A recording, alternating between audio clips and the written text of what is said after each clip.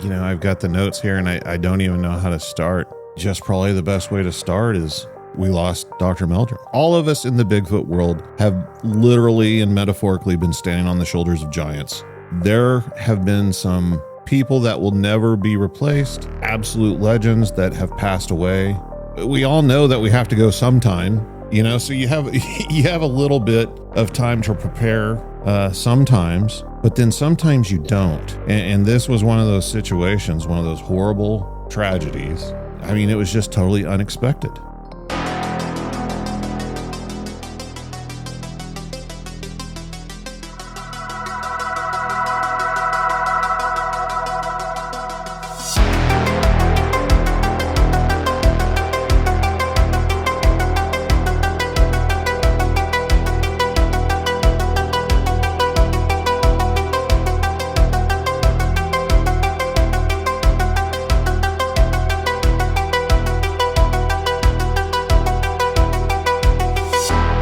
I was with the Small Town Monsters team filming an upcoming project that we're working on, and I got the notice from Seth Breedlove. He messaged Darren Deese to say, "Hey, Meldrum died. Can anybody confirm?" So I, messaged Cliff Barrington.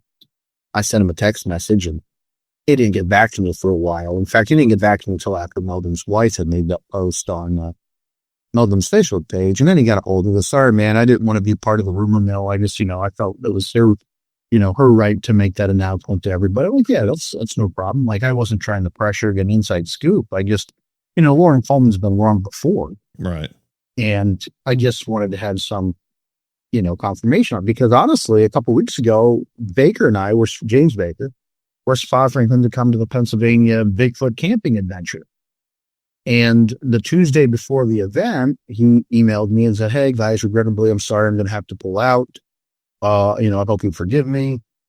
My wife and doctor don't think it's a good idea if I do any traveling at this point." Of course, it's Dr. Bug. We say, man, most definitely take care of your health first. He's not had the best years, the last few years with health. And, but to get that notification, just a couple weeks after that, our last conversation, was just terrible, because I was hoping, we'd see him again. He was supposed to be at the New York conference, the first ever New York Bigfoot conference, and was the keynote speaker for that. But, unfortunately, now that's not going to happen either. So you always think you're going to have more adventures down the road. Yeah. And I hate the fact that we're not. And I don't want to inflate the sense of a relationship I have with Dr. Meldrum. We've been acquaintances for many years. We weren't besties. We didn't, have many dinners, and we didn't, spend time playing chess, talking about Star Trek, or pontificating about the wonders of the universe. We ran into each other at conferences, had a good few conversations. And, one of the things he said to me the last time we talked is, "I'm not great with names." He goes, "But I'll always remember your face," talking to me, because you're always so smiling. And, I'm just, I try to be happy. And, these guys, we've had the fortunate privilege, especially you and I, Matt, being at this a long time, to run into these guys, talk to them, interview them, so on and so forth. And a lot of these newer people don't. And they get that kind of hero worshipy, celebrity feelings towards, whether it's Dr. Meldrum, whether it's Cliff Barrington. And, when you're trying to have a conversation with a friend, they come up and you understand, you know what I mean? Like, listen, this is what you do. This is what you're, and you don't begrudge them now. And you just wish you had more time. And I guess with this one, particularly because Bake and I were real looking forward to hanging out with Dr. Meldrum and taking him around that weekend at the PA camping adventure. We missed an opportunity that unfortunately we'll never get again. And I had a lot to talk to him about. There's a lot going on right now that I really wanted to, pick his brain on in a polite way. So yeah, I guess I'll introduce the show. I've got the notes here and I don't even know how to start. Just probably the best way to start is we lost Dr. Meldrum. Incredibly crappy news, There's no way to dice it besides just awful. Yeah. I mean, there's, there have been some absolute legends. All of us in the Bigfoot world have literally and metaphorically been standing on the shoulders of giants. there have been some people that will never be replaced, absolute legends that have passed away. You know, the four horsemen of Bigfootery. We all know that we have to go sometime, you know, so you have you have a little bit of time to prepare sometimes, but then sometimes you don't. And this was one of those situations, one of those horrible tragedies where, I mean, it was just totally unexpected.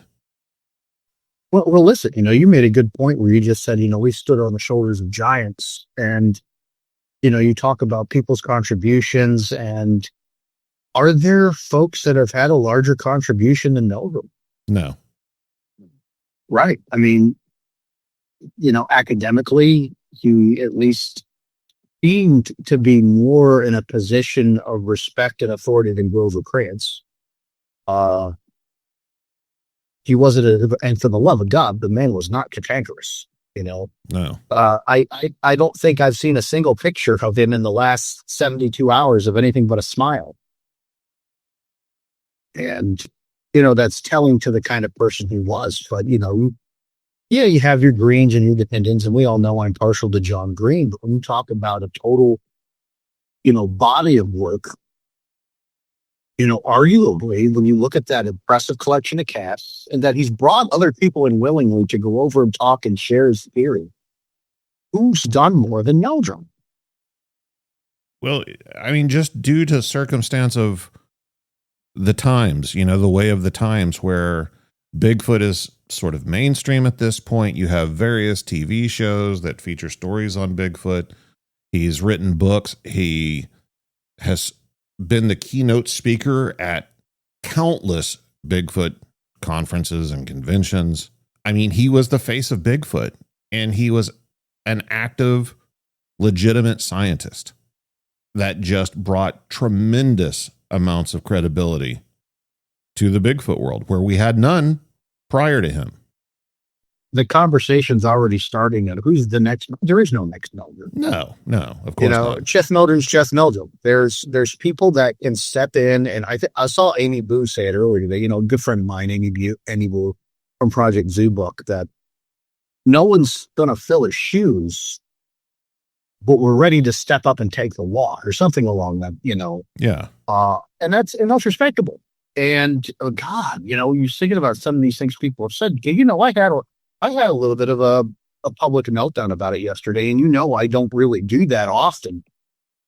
But some of the disrespectful things, it was Mariah Mayor yesterday, with that beautiful post and just that takeaway that she said with, I just want to find it because it was really just a segment of it, of what she said. Science does not advance because someone leaves the room. It advances because evidence enters it. And that gave me chills just reading that yesterday. I'm like, because how appropriate, for this conversation, just because Dr. Meldrum's not here doesn't mean his work isn't, and doesn't mean we stop going for it. The work he's left us with, the evidence he's left us with, the theory he's left us with, that's a great foundation to really grab and move forward. But, and that's just, to me, her words, as a primatologist and somebody who would be considered a peer with Dr. Meldrum, that was, and somebody else who's taking a step into that direction. Of course, she's got her own critics with the TV show and the fact that she happens to be a knockout. She might be, prettier than Dr. Meldrum, but, it doesn't hold any less weight than Dr. Meldrum. Right. And so I'm interested to see where the mantle goes. And of course, you have Dr. Esteban Sarmiento, who's doing his own thing, and Darby Orchid, who's, jumping in new to this. But then also we assume that the person that would be the natural successor to Dr. Meldrum would be a doctor, would be a scientist. And that doesn't have to be the case. Right. And I wanted to make note of this because I've seen a lot of people mention this. Dr. Meldrum was not the only scientist in the Bigfoot world.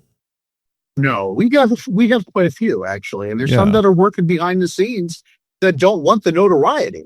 They don't want to be known that they're looking into it because they're still, Matt, you know as well as I do, there's still people that there's a big stigma attached to it. Oh, for sure. So here's the way that stigma works in my eyes. This is how it differs. At one point in time, if you brought up Bigfoot, it was just ridiculous. You were ridiculed, made fun of, laughed out of town.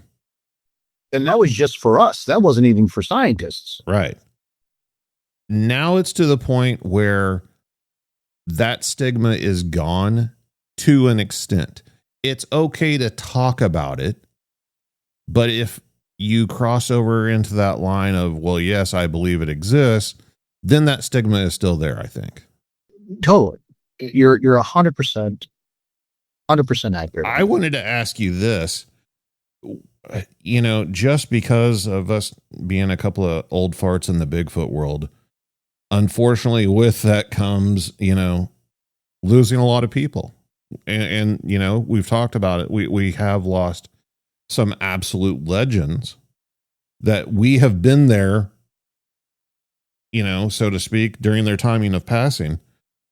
Have you ever seen anybody have such a large impact with their passing as Dr. Meldrum did? Oh God.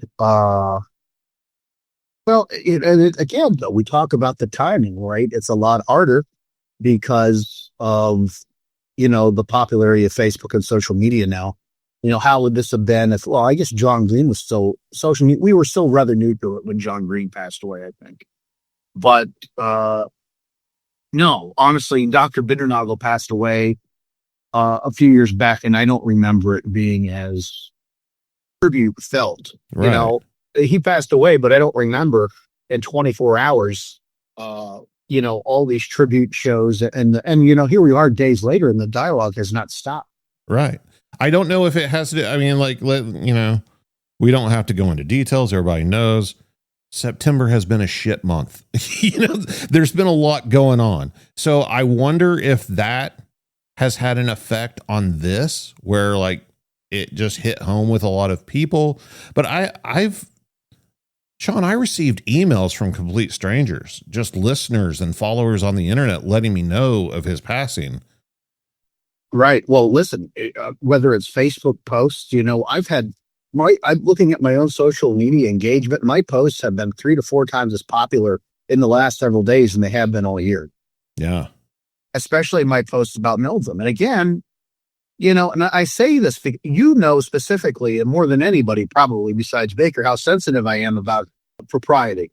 Sure. and how one acts is very impactful to how they're perceived. And for me, I'm not the person, and it comes from a place of a genuine place.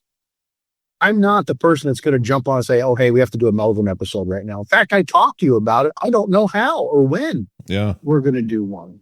Too many people will use this as an opportunity to try to jump off or do something for themselves. And that's not right. And I don't want to be clickbait on Dr. Meldrum's memory. If I'm going to do something for him, I want it to be the same way our relationship was. Right. Professional. Yeah. I want it to be professional. And, but have I had a hard time with it? Yeah. And I think it's because of what you said. There's a hell of a lot going on. And just, that's not even the personal things going on in our lives. It's been a tough month. And you go back to my Facebook post that day. It's day 2, and I have no words to describe how I feel. And I still really don't know how I feel about it. It's tragic, but there's so much of a mess going on upstairs that, how do we sort through this? And how do we process it? We lost probably our biggest advocate of our time. Oh, for sure. And I'm not scrambling to find anybody to pick up the baton and run with it. Well, I told you, and this is the reason that it's impacted me so much. I wasn't close to Meldrum by any means. I've talked to him a few times over the years, but I wouldn't have ever considered him a friend or even an acquaintance. Just someone that shares a common interest with me mostly. However, like I told you, I was completely out of the loop. I didn't even know the man was in bad health. I knew, he had the heart attack incident on the cruise ship a while back. But other than that, I had no clue. So whenever this was announced, that he had passed away, and not only passed away, but passed away due to brain cancer, it just floored me. It just absolutely shocked me. I had no idea. And, you're talking to somebody who was having conversations with him a couple of weeks ago. Yeah. He had said he was having health issues and described some of the issues that he had. But at no point when he did that, did he mention brain cancer to me, nor should he have to. And I don't want people to. No, not at all. Processing's going to take time. And everybody I was with that day, we all had a job to do. And, we all decided that, we got to buck down. We got to do the work. And, if we feel, we feel. And I think in a way, Dr. Meldrum would have liked that, because we kept the work going and managed to go through it. And I'm not trying to romanticize or sensationalize anything, but, he really believed in what he was doing. And again, I go back and tell you these interviews, honest to God, Matt, the best interview I've seen with Dr. Meldrum in years was on that interview with the Backcountry podcast. I mean, those guys who aren't into Bigfoot had a knockdown interview with Dr. Meldrum. So professional. And it was wonderful. Like that was magic. And it was great to see him so relaxed and comfortable, not on edge, talking about, what he's passionate about. And I know, I believe he was working on Sasquatch Legend Meets Science 2, the companion book for the documentary coming in. Yeah. So I don't know where that's gonna. Well, I mean, that's something, that we talked about one-on-one. That's something that I actually had a gentleman from the UK, I believe, email me, also wanting to know. And I don't have any of these answers. I know people are going to want to know, like, what happens to his work, the track collection and the. Well, it's funny. I think that's the number one. I think that's the number one question I've heard. What was happening to all his casts? He gave them to me. Now I have no idea what's going on with them, and they actually maybe property of the university. Yeah, I don't know how any of that works. I don't know if it would be considered, university property, if they'll turn it over to his family, if his family will throw it in the trash. I don't know. I don't have any of those answers. I hope it goes to Cliff. I really do. I hope Cliff inherits that collection, preserves it through the museum. Yeah, Cliff would be my top choice in this situation. But it was just one of those situations, and I know people always do this when someone passes away. That's that self-reflection, and like you were saying, we always think we have more time, and it just sucks, man. His work was not done. His work wasn't anywhere near done, and our work's not done. No. And you never know, man. You just never know. Yeah, in the interest of fairness, when you and I are a bunch of old salty dogs, but I just turned 40, and I've done this now for almost 32 years. I've been involved in this in some way, shape, or form. Isn't that crazy to think about? It is. And so when you think about these guys jumping in at that age, realistically, I've got another like 40 or 50 years left. I mean, I'm planning on living until I'm 150. Right. I'm going to look like Yoda's nutsack by then, but I'm going to live until I'm 150. And, I plan on chasing this mystery till it's through. And, every time I feel like to give up, something happens, and it motivates me to move and do more. And I think this is one of those situations. So listen, I'll never be a Dr. Meldrum. And I've said many times, I'm never going to be a chapter in the story, but I'm glad I'm a footnote. Yeah. That's, to me, the fact that you and I both have been a part of this for so long. We've earned that footnote space. And, maybe one day we build enough up to become a paragraph in someone's chapter, but Meldrum's a whole freaking book. So many people spend so much time trying to move their own ball forward And Meldrum moved the ball forward for the entire community. Right. And that's got to go with acknowledgement. Yeah. When we were talking about this over the weekend, individual contributions and everything we've done for the field, realizing I'm not going to be the guy that gets the picture of Bigfoot. I'm not going to be the guy that is probably going to get the best audio or anything in the world. But what I am going to do is be the guy that gets out there and collects data to send it to people like Dr. Meldrum, so they can better do their work, and I'm okay with that. I don't have to be the spokesperson for a community. I don't have to be out there in the forefront doing this. I'm very happy with this little niche I've carved out for myself.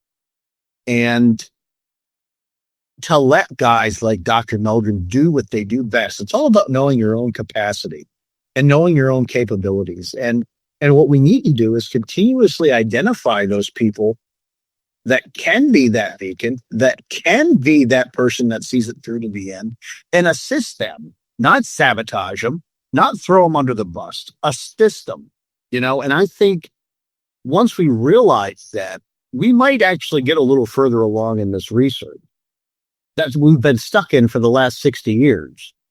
Well, not everybody can be quarterback, and I'm okay with that. But why do people feel like they have to be? And there are some people that think they're a quarterback that are on the bench and they don't even realize it. Yeah, for sure. Everybody thinks they're the main character, especially whenever it comes to Bigfoot stuff. Hell, man, I'm happy being the water boy. It's interesting. I'm surprised more psychologists haven't taken an interest in this field and just trying to do a psychoanalyst on, folks within the genre of scientific research. Because you know what it is, a scientific research. No matter how much people try to sabotage it and make it something more spectacular, or I don't want to use the term obscene, but unbelievable, it's still very much scientific. There was, the age-old question asked of me numerous times over the years of playing out that scenario for whatever reason, however it happens, you end up with a Bigfoot body. What are you going to do? And my answer was always the same. It was always call Dr. Meldrum. That's the first person I'm contacting. It's changed a little bit now. What I've understood now is head, hands, and feet, and then call Dr. Meldrum. Yeah. Well, now it's going to change again, but that's how important he was in my mind to the Bigfoot world. Whether I agreed with all of his theories, that's totally irrelevant. It doesn't matter. It doesn't matter where you stand. He was that important. He was that guy. And you make a very good point there, because there's a big difference between respect and idolatry. And you can respect somebody and disagree with them. People forget that Dr. Meldrum's been wrong. For sure. He was really, we go back to the Snowwalker footage. Yeah. The abortion that was the Playmate video. Still one of my favorite Bigfoot videos, by the way. How about it? It's, we talk about all these things, but, he's been wrong before, and he'll tell you that. He co-hosted a podcast with Todd Standing.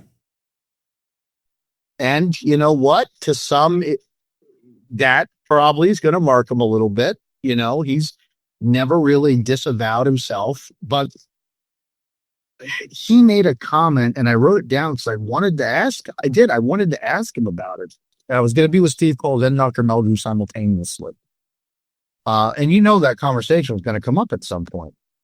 I'm going to paraphrase this, so forgive me if I'm wrong or I'm not quoting it correctly, but my interpretation is that we are so anti-Todd Standing about these images of Bigfoot because we've put ourselves into this position of what we think Bigfoot should look like.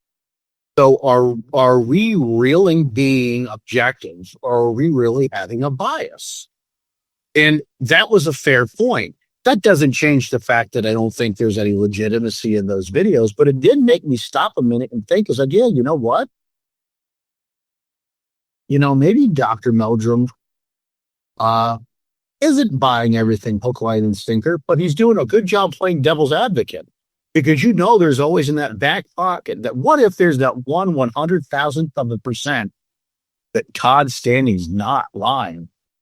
And, when you go back and this is where I have a lot of problems, but, where I have a problem is people listen to react. They don't listen to observe or absorb. Yeah. So we have a lot of folks, a lot of our friends that have been really anti Todd Standing on this and really have held Meldrum to course of him because he also promoted another website that was a pay site and has done bullshit before. You know what? I think we've all done bullshit before. It doesn't mean we're not legitimate. I mean, that's just another topic for another time. But we look for any reason we can to chip away at that without listening to a word the man said. We listen to react. We don't listen to absorb. And in this situation, if you really go back and listen to the words Meldrum's saying, I think you come away with a little bit different bit of perspective on what Meldrum's trying to convey. Yeah. And that was very changing for me. So again, we look at, and that's a big deal because once again, you have somebody making these claims. I mean, Dr. Meldrum had his sighting with Todd Standing. I mean, he does everything but comes out and says it in the documentary with Todd Standing. Yeah. So where do you go from there? I mean, that is part of such a, yeah, we're going to have to do that episode sometime. No, I'm serious. No, there's been several instances where people have gone out with less than credible individuals and had encounters. Right. We have the Freeman thread. Yeah. The Freeman video. All Freeman had a history. Does that mean because Paul Freeman allegedly poked some crates that everything he did was full of shit and that everything he did was wrong and that everything has no validity? No. Does it increase the likelihood of such? Absolutely. Does it change it? Absolutely not. And I go back to the Freeman film as being one of my favorite pieces of Bigfoot footage. Now, whether there's picking up a baby or whatnot in that video, I don't know. All I know is that you have an overweight guy struggling to breathing and there he goes, That's pretty freaking natural. I saw Paul Freeman do commercials. He's not that good of an actor. I've reached a point with the whole Bigfoot thing where I can put things together in ways that I used to not be able to. And by that, I mean, at this point, my opinion is that the Freeman footage is authentic. Okay, I'm with you. But if it's not, it takes nothing away from it. It's still just as big of a deal in the Bigfoot. It's as much of a part of Bigfoot history as it's always been. And it means nothing to me at this point. I was sharing my own sighting report this weekend, and I was really into it. And I was really caught up in the moment. And I'm talking with the camera crew, and I'm talking with Dave and Kerry Ruford, and I mixed my story up a little bit. I've told this story now, about 20 times. And I mixed it up a little bit. I didn't mix it up because it's not true. I mixed it up because here I am in this spot I had the sighting, reenacting the encounter, and I'm excited, and my mind is going a million miles a minute. And I can tell you, Matt, that my mind is moving faster than the day I had my sighting. I'm just trying to grab shit and put it together and try to tell a compelling reenactment to the audience at that point. Right. And I even said to the film crew, I said, hey, listen, I screwed that up a little bit. I'm probably going to take a lot of heat, but I don't care. It was an honest mistake, And honestly, I think when you look at those little things like honest mistakes, if you're not making them, then you're probably not telling the truth. Yeah. And we've looked at things so differently for so long that, we're all imperfect people. But, when it comes to somebody like Dr. Meldrum, he doesn't have that choice. He has to be perfect 100% of the time. Right. And the more in the spotlight you are, the more that people are looking for ways to bring you down. Right. And so be it. If your life is that miserable where you have to pick on Bigfoot people, get a life. Try knitting. Yeah, I see them every day, unfortunately. I mean, I assume the answer is yes, but I'm going to ask the question anyway because I've been wanting to ask you this question. Dr. Jeff Meldrum, is he on your Bigfoot Rushmore? Oh, yeah. And honestly, I've been struggling with that one because who goes on it? And I think for me, it's rather simple. It's definitely John Green. Yes. If there was no John Green, I probably wouldn't have gotten hooked. I would probably next go Dr. Meldrum. Definitely would do that. And then the next two, I don't know. Because honestly, you could put,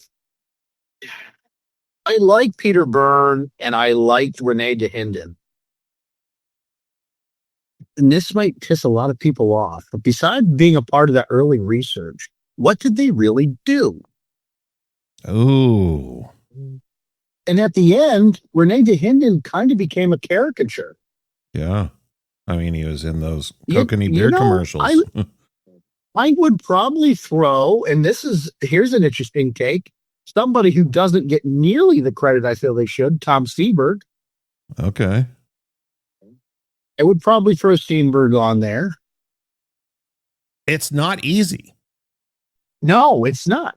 You think it would be. And I actually hadn't turned around to look at my bookshelf because, maybe somebody else that's on here isn't even an author, but, if he keeps writing books like The Phenomenal Sasquatch, Matt Pruitt might be on there one day. That book was good. But you know what? De-Evolution was good too by Max Brooks. And honestly, I think maybe for, I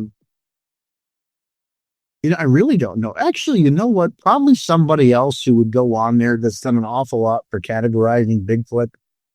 And actually, I say they've done more than a lot of folks that have contributed to the field. Maybe Daniel Perez. Oh, I was going to say this isn't about me, Sean.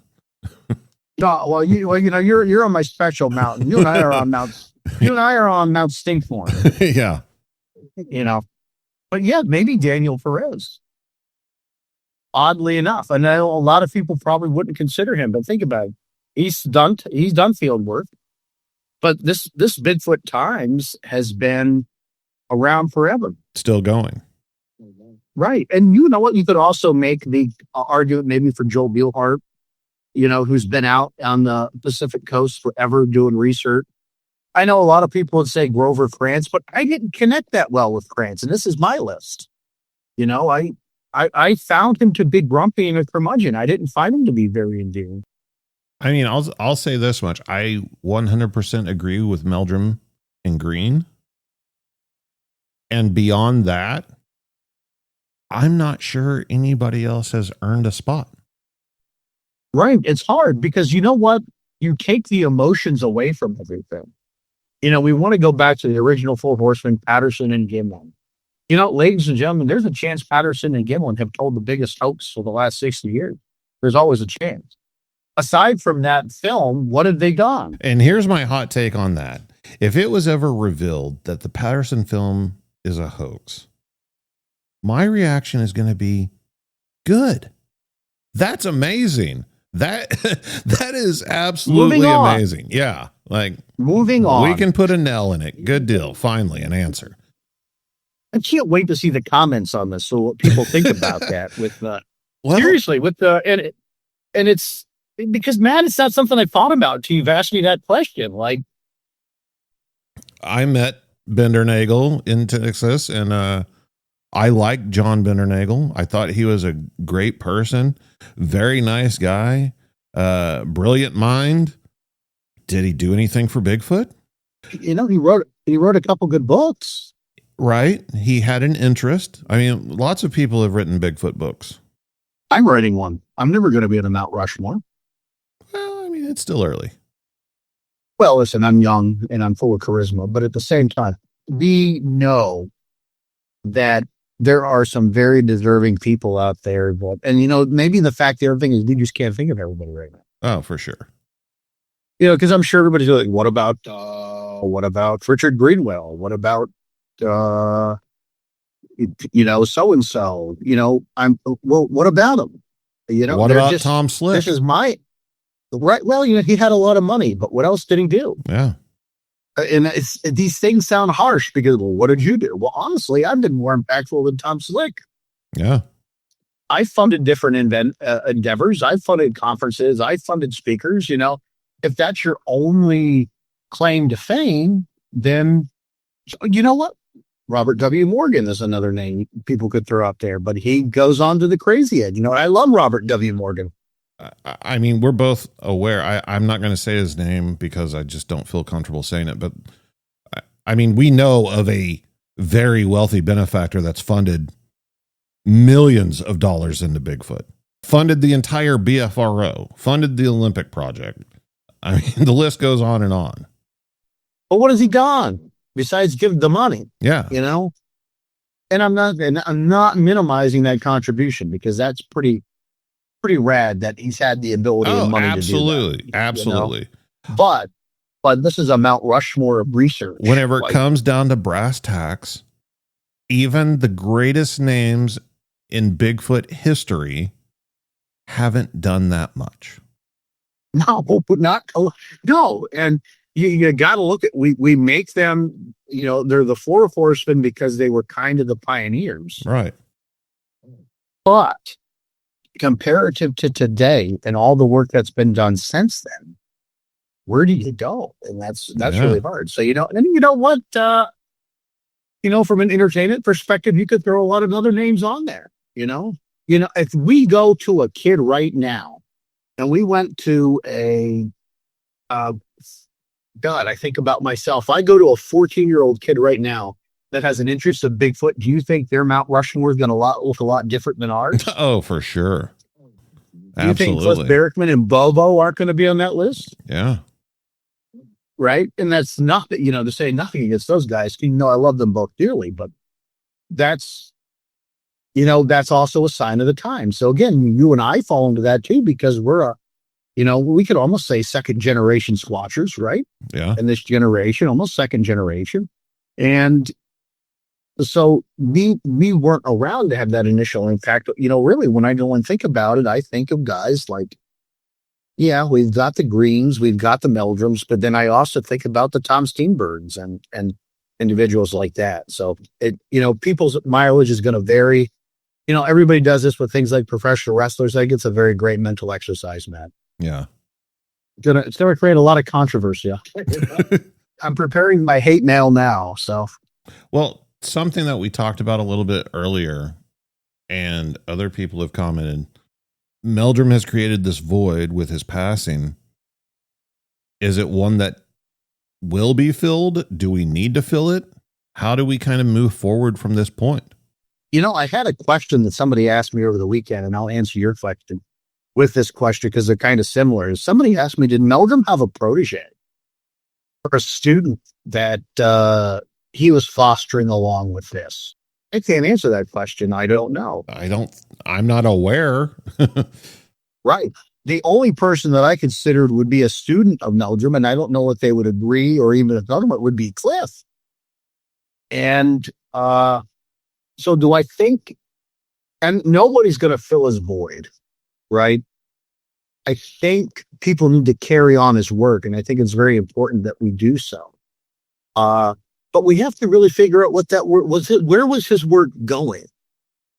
You can only look at feet for so long. Where was his work going? And I guess that's a question I never got to ask him. You've done a good job on this foot morphology and the gait and all that stuff. Where were you going with this work? What was next for you? I know you're working with Darby Orchid, and I know you were, he was going to, starting to get a little bit more into the eDNA. Where were you headed next with this? And I can't ask him that question. And, maybe that's a question worth asking, asking Cliff is if we could find out where Meldrum was heading with this, can we get a jump start and move forward? I mean, that's the thing. It was something that, again, possibly I'm just out of the loop. However, I don't know of anybody that was necessarily close with Meldrum. Lots of people knew him, lots of colleagues, but I mean, like, everybody knows you and Baker, for instance. Meldrum didn't have a Baker, like they're. Or did he? Everybody has a heterosexual life. Right. But I'm not aware of Meldrum's is is the point. I don't know. I've heard it. People mention, several projects, obviously Legend Meet Science 2, he was working on that, like you said earlier. But it's work. Yeah. What was he working on? What does his notes say on his desk? It's honest to God, though. Look at it this way. This is work for us. Can you still hear it? Yeah. Yeah. This is work for us too. He didn't do this as a full-time occupation. He was a professor. He was teaching. Yeah. He was a full professor. This Bigfoot stuff was work for him, but would you call it? You can't really call it a hobby. But this might have been what he did for fun. This was his passion project. Right. And so, the guys going to conferences every weekend, practically every month, every weekend, trying to get out, still do the research while grading papers and everything else that's associated with being a professor. He's a busy man. And so along the way, there wasn't somebody there that he didn't foster and bring along or mentor, or maybe he just didn't have the time, or maybe he thought he had more time. Honestly, I tend to think that however it happened, he didn't know. I'm with you. I agree with that a lot. And I'm not trying to speculate, in some morbid, fascinative way or anything like that. I'm just saying, like, I find it difficult to believe that he wouldn't have tied up loose ends. He had commitments that he hadn't canceled in the very near future. And I think he was the type of person that, he would have done it quietly, but he would have tied up those loose ends. He had 9 kids. 9 kids. And I pulled up his CD off the, just to go through it on the University of Idaho State University's website. So you look at his education, Brigham Young, zoology, anatomy and physiology. There's BS, his MS was Brigham Young, PhD at SUNY Stony Brook, anatomical sciences. He did you go through and look at all his clubs and everything. He was a member of the Explorers Club, active. The man's done a lot. And I'm sitting here scratching my head thinking, when the hell did he have the time? Yeah. With all the stuff he probably never talked about. It's all right here in the CV that I think we should all get a copy of before it, does come down. It's good. This is better than most biographies we had on Dr. Meldrum. So here's the $1 million question. Is Bigfoot research a lost cause? Every time I think yes, something happens that makes me change my mind. And I think what's going to happen, Matt, is that people are going to get burned out of Bigfoot like they always do. And once again, this field's going to constrict, and it's going to go from the thousands of interested people down to the few of us again that were really passionate about it. And as the popularity ebbs and flows, so will the research in the research field. And when that constricts, that's where the opportunity arises again for the real work to get done. The sooner we could get these red circle warriors out, the better. Yeah. And that's what I think. I don't think we're a total lost cause. I just think selection needs to step up again. So I sent you some notes of kind of what I wanted to go over during this episode. And I don't know if this one particular aspect translated over well. But during our time here, as like you said, the kind of the second generation of Bigfoot researcher, when we started out, the entire Bigfoot community was comprised of Bigfoot researchers. Yeah, there were no real enthusiasts and television stars or anything else. And then you had Finding Bigfoot. And Finding Bigfoot brought in a fluctuation, a huge wave of Bigfoot enthusiasts, people that were interested because they saw it on TV. From there, I have us going to the community was mostly comprised of what I call believers. People who, you know, you had the enthusiasts who came in to see, hey, I saw this on Finding Bigfoot. It's entertaining. Is there something to it? Is this for real?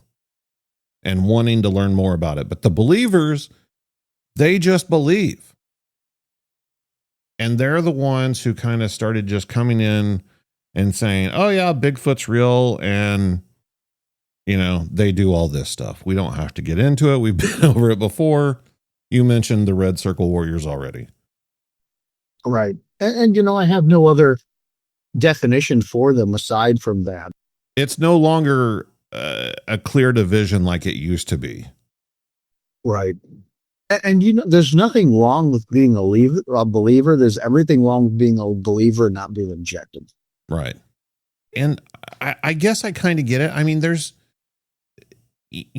people that are just really passionate about the subject, but then you also have people who, for whatever reason, they can't get out into the field, but they still want to contribute, you know, and I see them, you know, there's literally, you could probably put them in a whole little category of their own.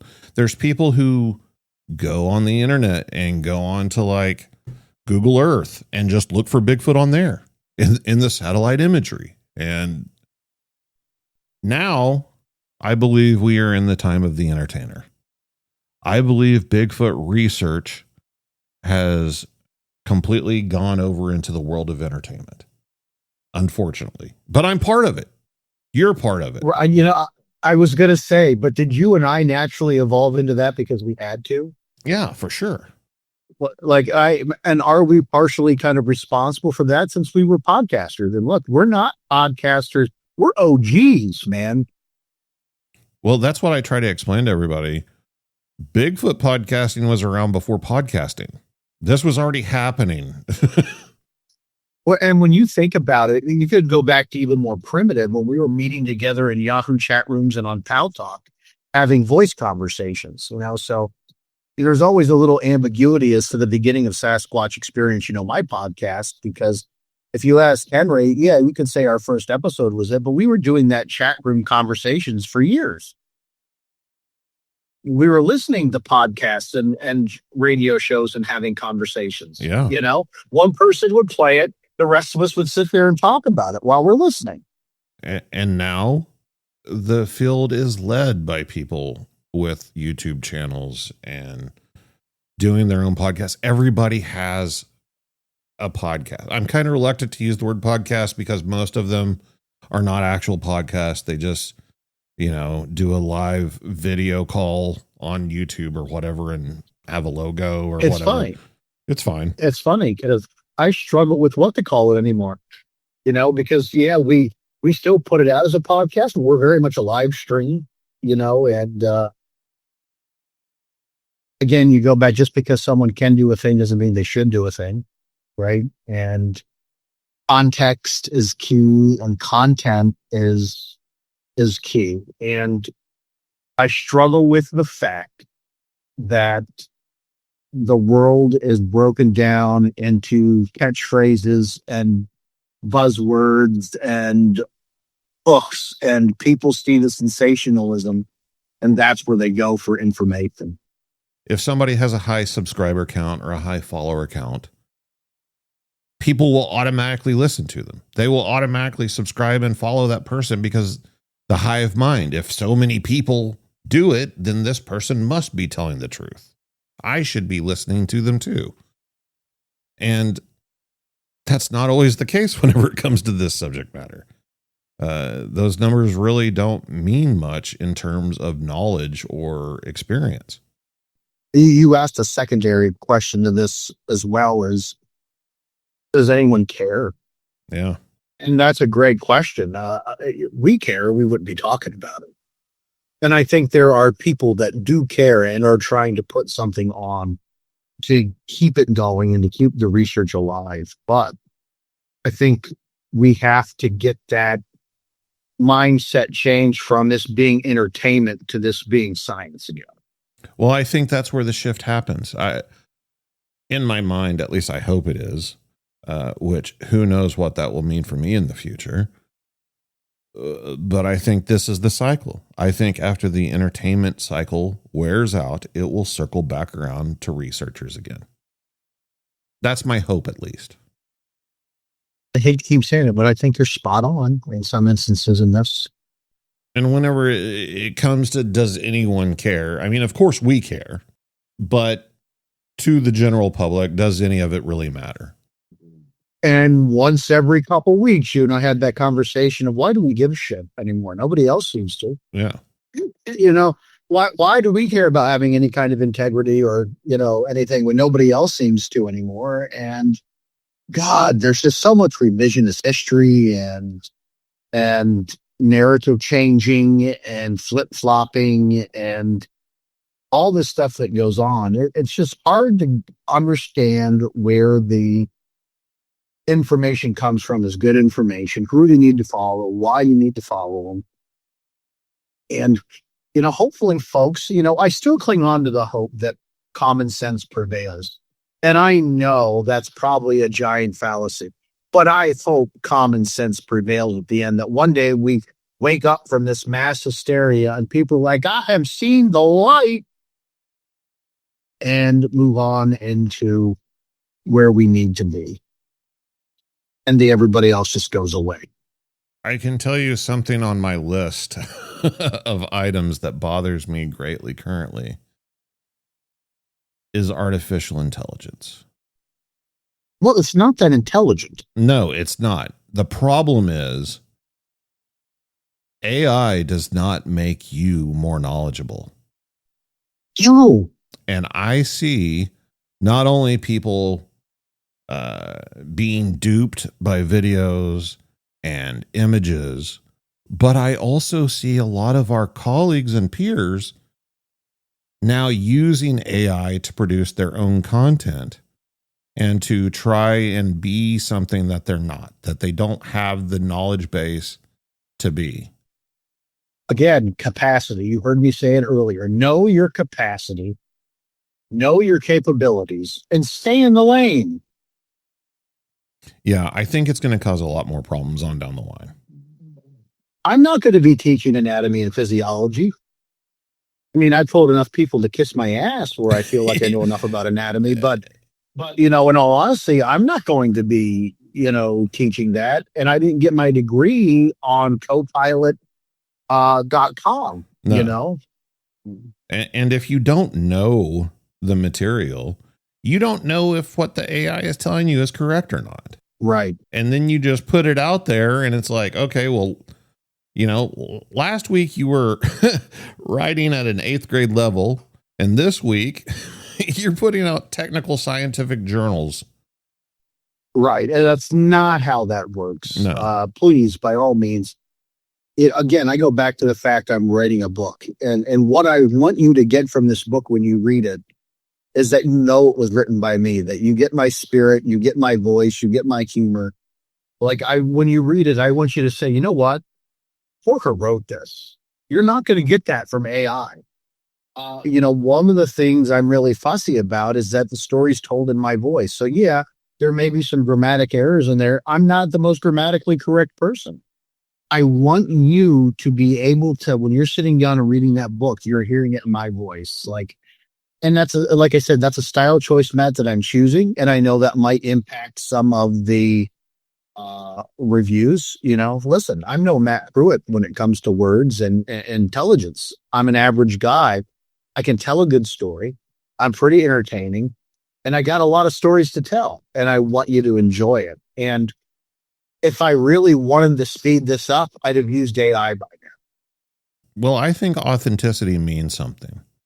And I think a lot of other people thinks that too, you know? Right. And that's what I want. I want it to be authentic. And, you know, and I'm just saying that not to do a shameless promotion of something I'm doing down the road, which, you know, I'm always game to do, but you can write books in moments. And just over the weekend, I've had some conversation of, you could tell people that have wrote entire books with AI. Yeah. That's not authorship. That's not writing. There's no purity there. There's no spirit. It's a machine that wrote this.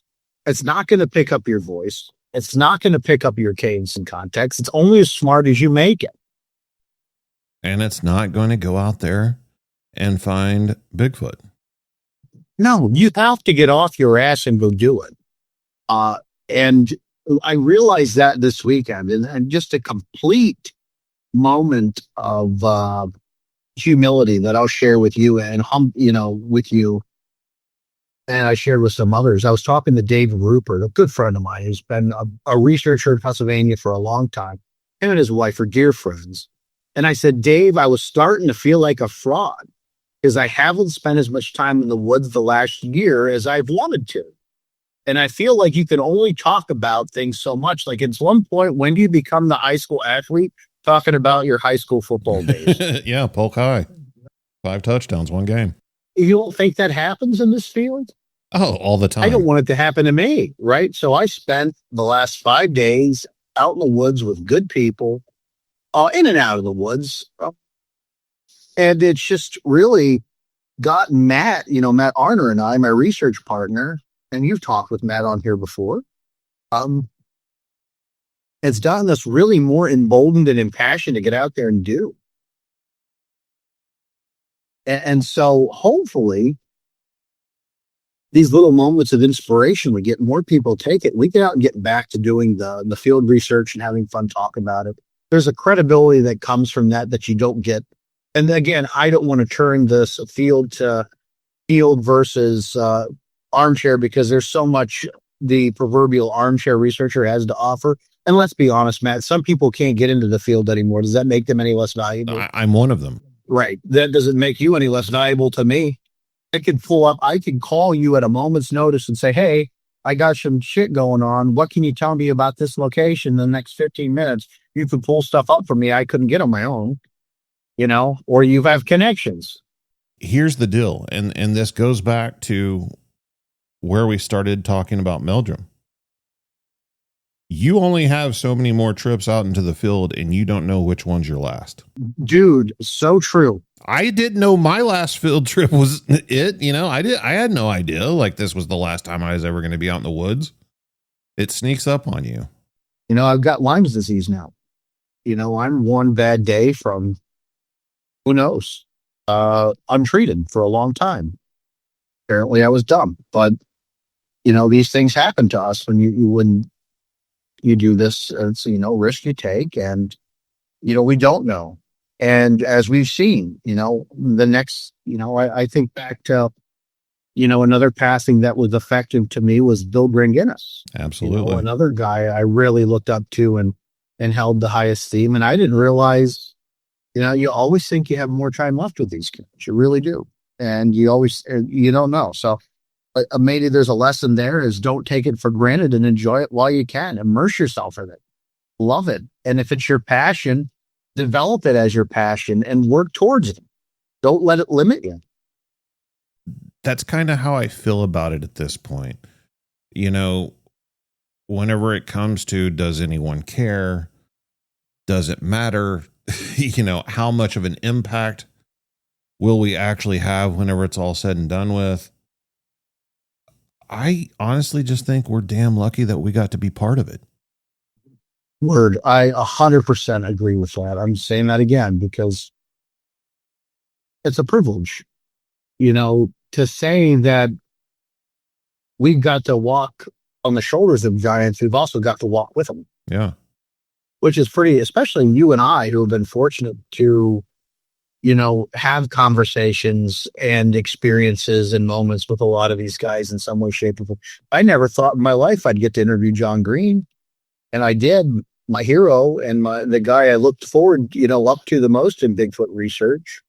I never got to meet him in person, but I got to interview him. That was pretty cool. So I know, you've talked a little bit about your recent trip with Small Town Monsters, and I don't know what you're willing to talk about or what you can talk about or what you want to talk about. Sure. Well, I could tell you it's something different. It's a new type of format to try now. We're kind of the guinea pig and test balloon, myself and Matt Arner. And what you're going to do is you're going to go on a trip with Matt and I through an area of Pennsylvania that's been a hot spot for years. Matt and I are going to tell you why we think it's very underrepresented. I'm going to introduce you to witnesses and researchers that have spent a lot of time with it. We're going to do a little field work, and I think we're going to come up with some things that are going to make folks go, that was really interesting. That was really cool. And you know what? I love that Sean Forker. I want to go out in the woods with him. Did anything happen? Yeah, it did. I can't go into it because we all agree we won't talk about it yet until we get some more, we get out of the moment. You know what I mean? I think so much of reacting to things is reacting in the moment. And I will say this, one of the things I'm most proud of about that entire team is that after this happened and the high ran out of it, we went right into debunking mode. We all woke up the next morning after a couple hours of sleep. We're like, okay, that was fun, but how can we explain this? And I think, Matt, that's what's going to make it different. I really do, because there's a process involved with that. And there's a couple very emotional moments in there with me as well that I think are going to be rare for a lot of people to see. I'm really letting people in to see me in a different way that they haven't seen outside the podcast. And, I don't want to give it away. And hopefully I don't get in trouble for what I'm talking about, but, trying to build it up. The first episode should be out at the end of the month or the beginning of October. Oh, wow. We don't have a name. We don't have a name for it. Yeah, we went really quick. But I think, I don't know if he's being facetious or not, but I was talking to Aaron Deese. It was like, I got like $500 worth of video to edit. So we shot a lot during those 4 to 5 days we were all together. And I'll tell you what a good group of people to be with, because not only were we working on a shoot together, we were also living together for 5 days. We kind of jokingly said we should call this Bigfoot Big Brother. Yeah, you were gone for a minute. Yeah, I was gone for a while. And, unfortunately, our internet wasn't always great out there. But I'll tell you, what got me excited is being able to take people out and share my world with them. We're not in the Pacific Northwest out here. We don't have 12,000, 15, 16,000 foot peaks. We've got 2,500 to 3,000 foot terrains, but they're just as beautiful. Sometimes they're just as breathtaking. And I promise you, they're just as weird. We have things going on here, and I just wanted to be able to share that in a way that is just a little different than what you get from your normal show. That's awesome. I'm looking forward to it. I wasn't trying to get you to give away any spoilers or anything. I was just genuinely curious. This is the first time we've really got a chance to talk since you got back. Well, and the thing is, I don't want to over promote, and I don't want to blow things out of proportion. We had some cool things happen. And, the one thing I like to tell everybody is that, listen, guys, in 38 years, I can say on a hand, maybe 2 hands, of all the exciting things that have happened to me. So when you look at the law of averages, how often that happens, but, the things I teach people and the things I talk about, I think there's some points that I validated to myself over the weekend. I'm a very low tech person when it comes to Bigfoot research. I don't believe in going out like a half-assed commando, carrying a lot of equipment, because I think you disconnect yourself, but also realize I limit myself in what I'm able to achieve. But I know that. Yeah.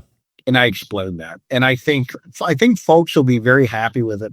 I think if you're a skeptic, you'll be happy. Mostly. I think if you're a believer, you'll be happy.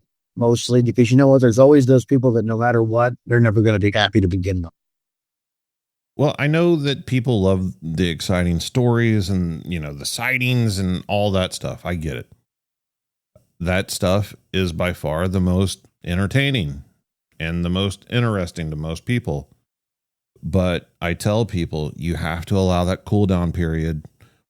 Whenever you go out there and you think you've had an encounter or an experience or something strange has happened, you got to sleep on it. You got to wait a few days, get back home or whatever, and then think about it all again and go back over all of it. And if you're still thinking about it, if it's still in your brain 5 years down the road, then yes, you really did experience something. I really think the misconception about small town monsters is that people want Bigfoot monster documentaries. And the reality of it is, what you're seeing isn't about Bigfoot. It's about people who investigate and experience Bigfoot. So when you go into this, keep in mind, you're not going into, at least in my summation, you're not going in to learn just about Bigfoot. You're going to go in and you're probably going to learn more about Sean Forker than you've ever learned. You're probably going to learn more about Matt Arner than you ever learned. And to me, that's storytelling. And that's why I like small town monsters. Yeah. Because it's, you get the best of both. And I really took that away from them. I really did.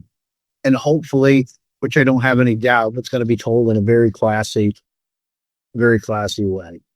And nothing was filmed with the intention to make it seem more than it is. Like everything that's happened, it wasn't done with clever camera angles or anything like that. Like, you know, I like to put that out there too. Well, Sean, I appreciate you coming on and unpacking this very unfortunate conversation. Yeah, it sucks, but it's always good to talk to you, man. Like I really enjoyed it.